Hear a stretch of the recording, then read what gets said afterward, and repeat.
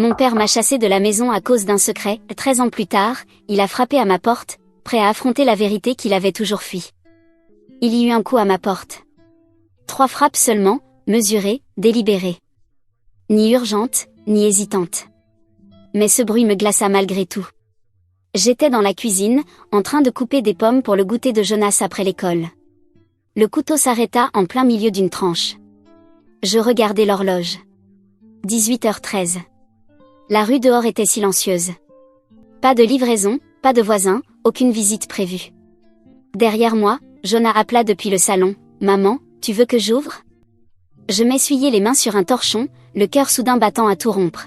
« Non, dis-je, plus sèchement que prévu. Je vais y aller. » La porte n'était qu'à 6 pas, mais je sentis chacun d'eux.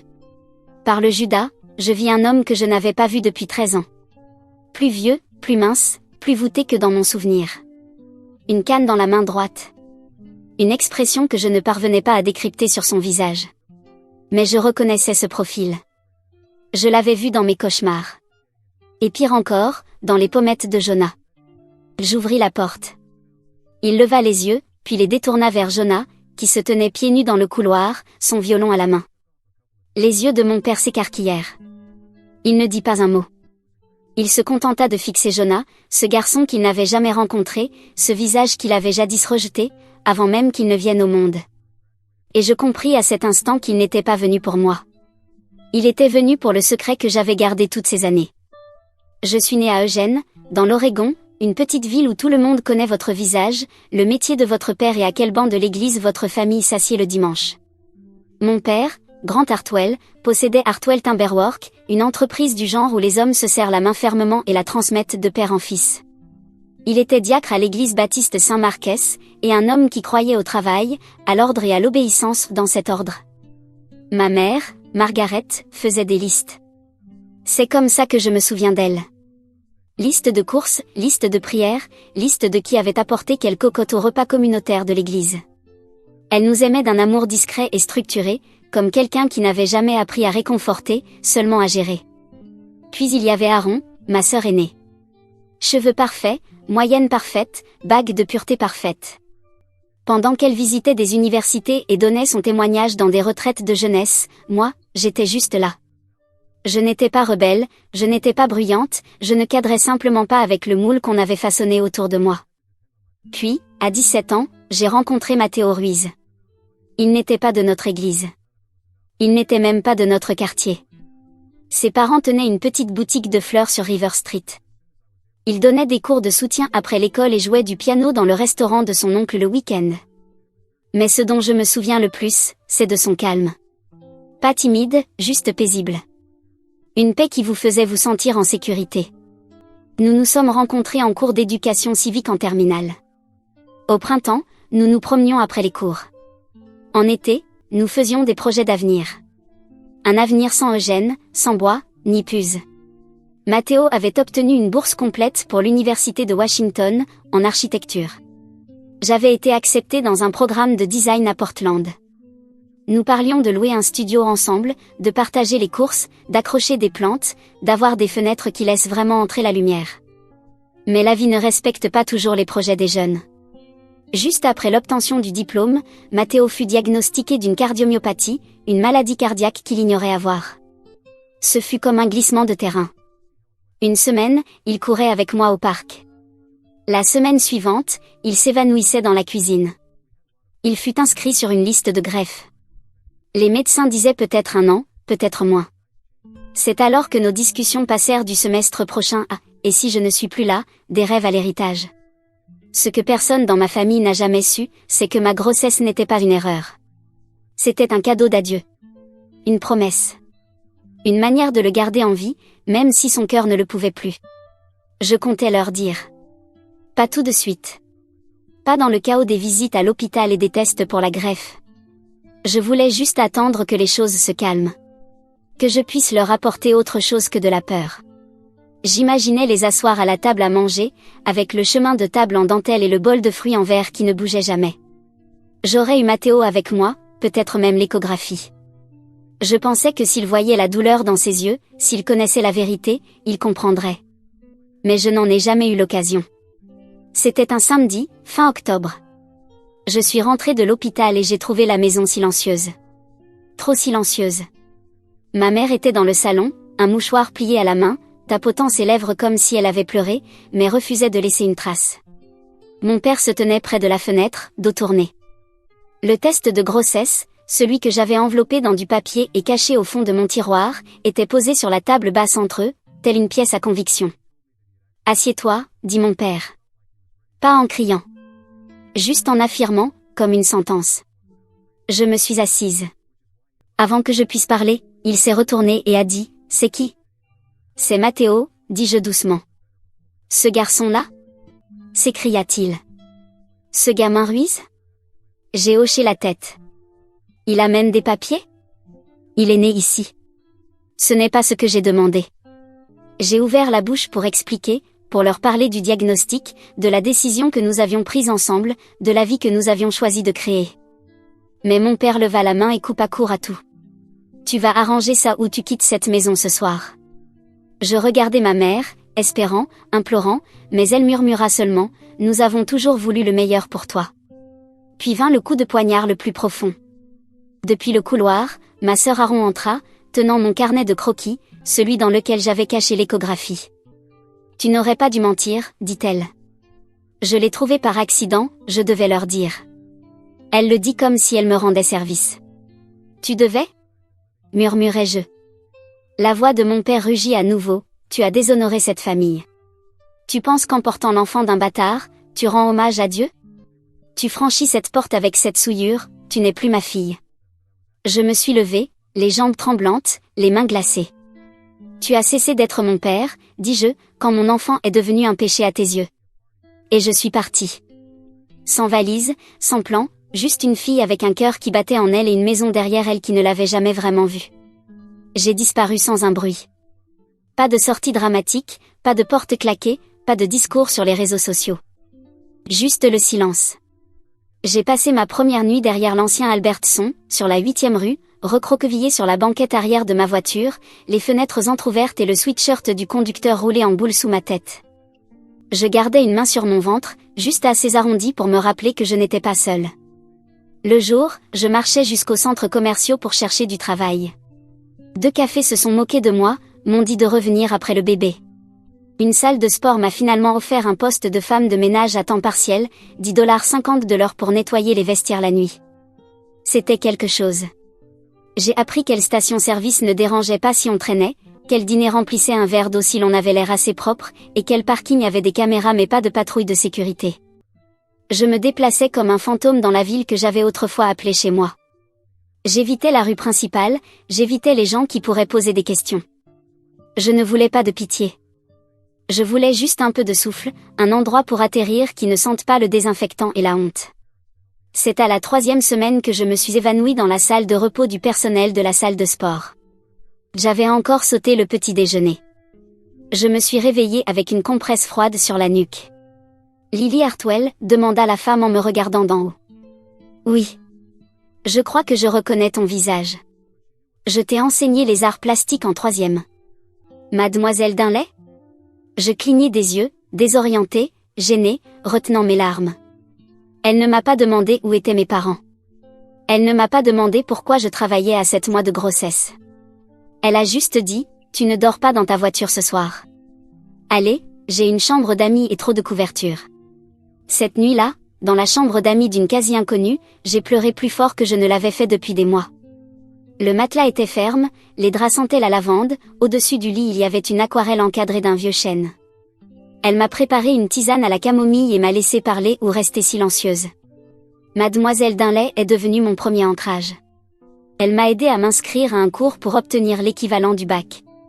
Elle a trouvé une clinique pour mes visites prénatales. Elle m'a appris à faire une demande d'aide alimentaire sans honte dans les yeux. Elle n'a pas essayé de me réparer, elle m'a juste vue. Et pour la première fois depuis Matteo, je ne me sentais plus effacée.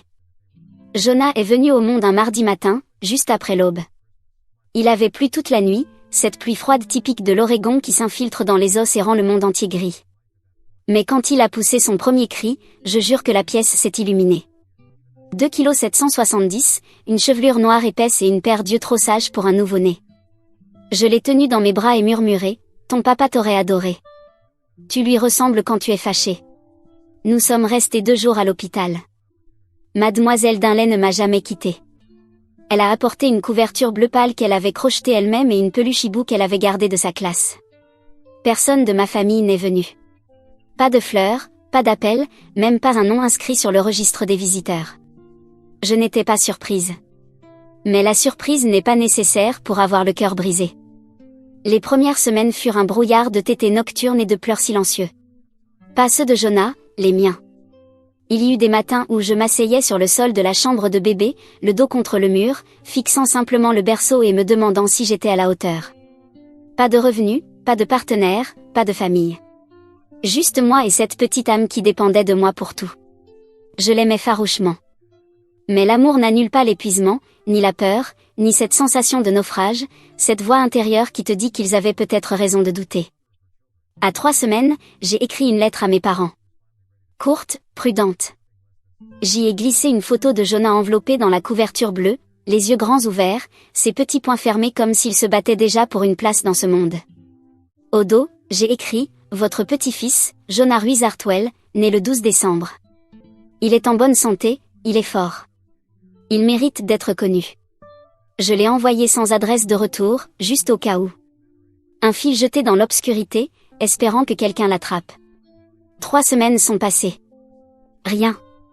Je vérifiais la boîte aux lettres tous les jours, me répétant que je n'attendais rien vraiment. Que j'étais forte, que nous allions bien, que je n'avais pas besoin d'eux. Mais quand la boîte restait vide jour après jour, j'ai cessé de me mentir.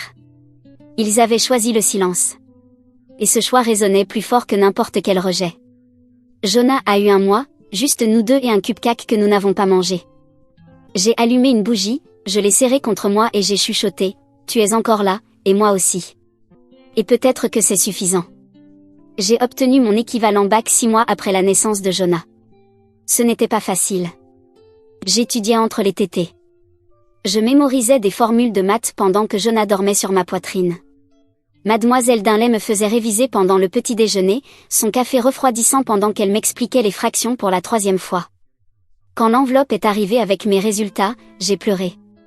Pas parce que j'en doutais, mais parce que c'était la première fois depuis plus d'1 an que quelque chose me disait « Tu avances encore ». Jonah a appris à ramper dans ce même appartement. Il a prononcé son premier mot, « Béa », au bord d'un tapis usé dans le salon pendant que je remplissais des demandes d'emploi. Quand il a eu 2 ans, je me suis inscrite à un collège communautaire en design numérique. J'avais toujours aimé dessiner des formes, des polices, des couleurs. Enfant, je créais des boîtes de céréales imaginaires et des affiches publicitaires juste pour voir si je pouvais les rendre réalistes. Maintenant, j'apprenais à en faire un métier. Je travaillais la nuit à nettoyer des bureaux et les week-ends dans une librairie d'occasion. Mon corps était fatigué, mais mon esprit se sentait à nouveau vivant. La première fois qu'un café local m'a payé 75 $ pour concevoir leur nouveau logo, j'ai fixé le chèque pendant 5 minutes avant de le déposer. J'ai utilisé l'argent pour acheter de nouvelles chaussures à Jonah et une boîte de vrais feutres d'artiste. Pas ceux du magasin à 1 $, les bons. J'avais quelques clients en freelance. Une amie d'une amie m'a proposé un bureau dans son espace de coworking.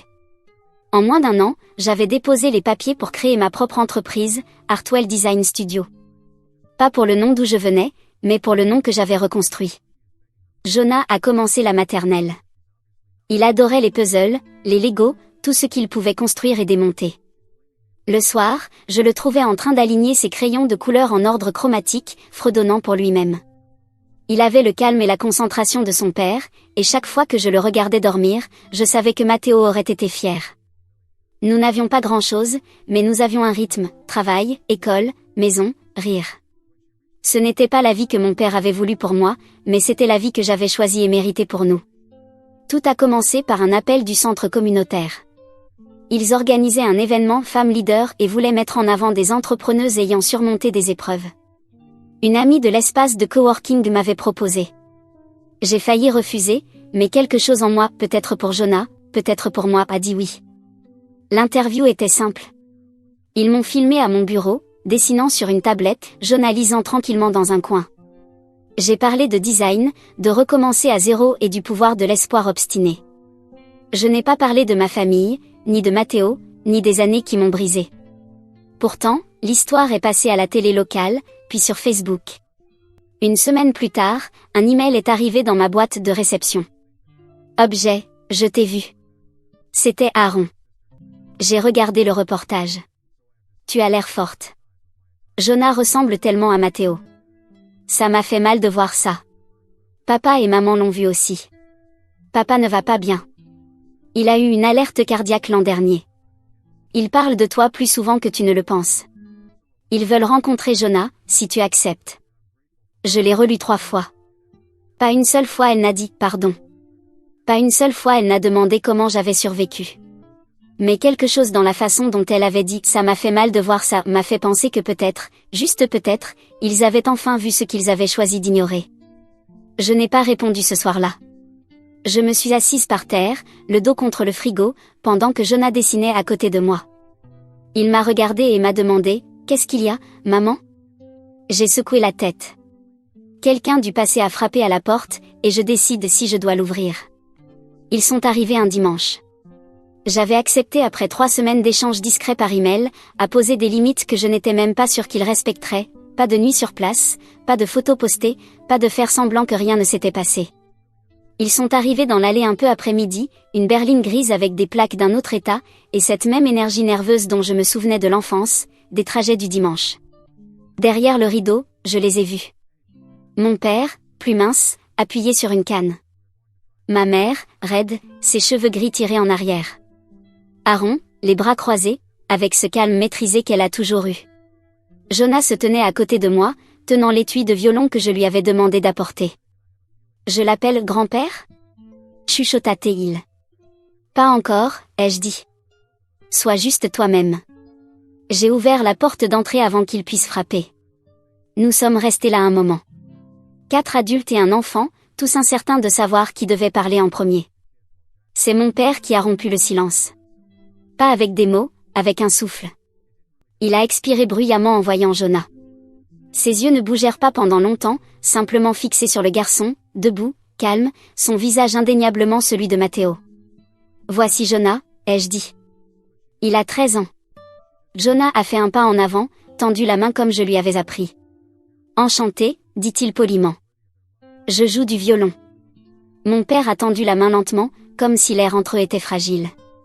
Quand leurs mains se sont touchées, je l'ai vu, le tremblement. Pas celui de l'âge, mais du regret. Ma mère a parlé ensuite, la voix tremblante, tu as gardé son nom. J'ai tout gardé, ai-je répondu. Ils sont entrés. Je les ai conduits au salon, où les photos de Jonah garnissaient la cheminée, son premier jour d'école, son premier récital de piano, son ruban de la foire scientifique. Et au centre, une photo en noir et blanc. Matteo a 17 ans, souriant dans un costume trop grand pour lui. Les yeux de mon père se sont posés là. Sa bouche s'est ouverte, puis refermée. Nous ne savions pas, dit-il enfin. Vous n'avez pas demandé, répondis-je. Jonah s'est déplacé vers un coin et a commencé à jouer. Des notes douces, lentes, juste assez pour remplir la pièce. La mélodie était la sienne. Il l'appelait « retrouver ». Personne ne parla pendant un moment. Pas parce qu'il n'y avait rien à dire, mais parce que le son de ce qui avait été perdu était plus fort que n'importe quelle excuse. Quand la musique s'est tue, Jonah a rangé soigneusement le violon dans son étui, puis nous a laissés dans la pièce sans un mot. Il n'avait pas besoin de rester. Il avait déjà dit plus que nous ne pouvions le faire. J'ai regardé les 3 personnes en face de moi, celles qui m'avaient vu partir autrefois sans rien dire. Vous avez dit que vous ne saviez pas, ai-je commencé, alors laissez-moi vous dire. Et je l'ai fait. Je leur ai parlé du diagnostic de Matteo, de la nuit où nous avons fait notre choix, non par insouciance, mais par amour, chagrin et espoir. Je leur ai parlé des visites à l'hôpital, de la liste de greffes, des adieux. De mon évanouissement à la salle de sport. De la banquette arrière de ma voiture. De l'accouchement sans famille dans la salle d'attente. De la photo envoyée, et de l'absence totale de réponse. Personne ne m'a interrompu. Mon père est resté assis, les mains serrées, la mâchoire crispée, les yeux embués. Ma mère pleurait doucement, un mouchoir froissé sur ses genoux. Quand j'ai terminé, Aaron a murmuré, « Je ne savais pas que c'était si dur. » Vous n'avez pas demandé, ai-je répété. Mon père a enfin parlé, je croyais protéger la famille. Je pensais faire ce qu'il fallait.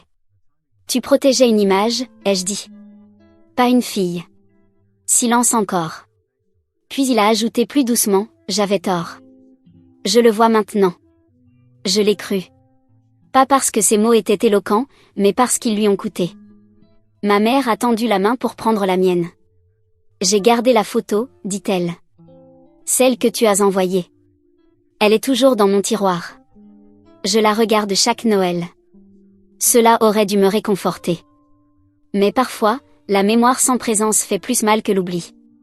J'ai hoché la tête. Je ne suis pas là pour vous punir, ai-je dit. Mais si vous voulez avoir une place dans la vie de Jonah, cela vient avec des conditions. N'importe lesquelles, dit mon père. Vous devez être présent. Vous ne devez jamais lui faire sentir qu'il est une erreur. Et vous ne devez jamais, jamais essayer de réécrire ce qui s'est passé. Ils ont tous deux hoché la tête. Il mérite la vérité, ai-je dit. Vous aussi, répondit ma mère. Nous t'avons laissé tomber, et nous en porterons le poids. Je n'ai pas souri. Je n'ai pas offert de pardon. Mais je ne les ai pas renvoyés. Parfois, la guérison commence simplement par rester dans la pièce après que la vérité a été dite.